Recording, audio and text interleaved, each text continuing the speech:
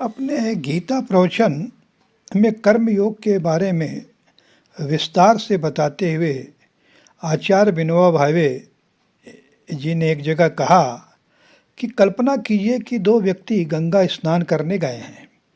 उनमें से एक कहता है लोग गंगा गंगा कहते हैं, उसमें है क्या?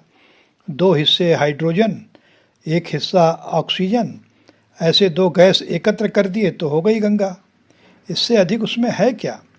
दूसरा कहते हैं भगवान विष्णु के पद कमलों से निकली है, शंकर के जटाजूट में इसने वास किया है, हजारों महर्षियों ने और राजर्षियों ने इसके तीर पर तपस्या की है, अनंत पुण्य कृत्य इसके तट पर हुए हैं, ऐसी यह पवित्र गंगा माई है।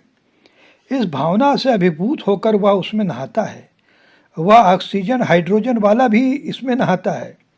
अब देह शुद्धि रूपी फल तो दोनों को ही मिलता है, परंतु उस भक्त को देह शुद्धि के साथ ही चित्त शुद्धि रूपी फल भी मिला। यूँ तो गंगा में बैल भी नहाए तो उसे देह शुद्धि प्राप्त होगी, शरीर की गंदगी निकल जाएगी, परंतु मन का मैल कैसे धुलेगा? एक को देह शुद्धि का तुक्ष फल मिला, दूसरे को उसके अलावा चित्त शुद्धि अनमोल फल भी मिला। स्नान करके सूर्य नमस्कार करने वाले को व्यायाम का फल तो मिलेगा ही, परंतु वह आरोग्य के लिए नमस्कार नहीं करता, उपासना के लिए करता है।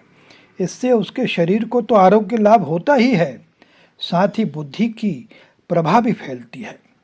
आरोग्य के साथ स्फूर्ति और प्रतिभा भी उसे सूर्य नारायण से मिलती है। कर्म वही, परंतु भावना भेद में उससे अंतर पड़ जाता है।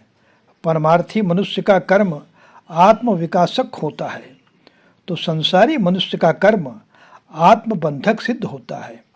जो कर्मयोगी किसान होगा वह स्वधर्म समझकर खेती करेगा, इससे उसकी उदर पूर्ति अवश्य होगी, परंतु उदय पूर्ति हो इसके लिए वह खेती नहीं करता, बल्कि खेती कर सके इसलिए भोजन को वह एक साधन मानेगा।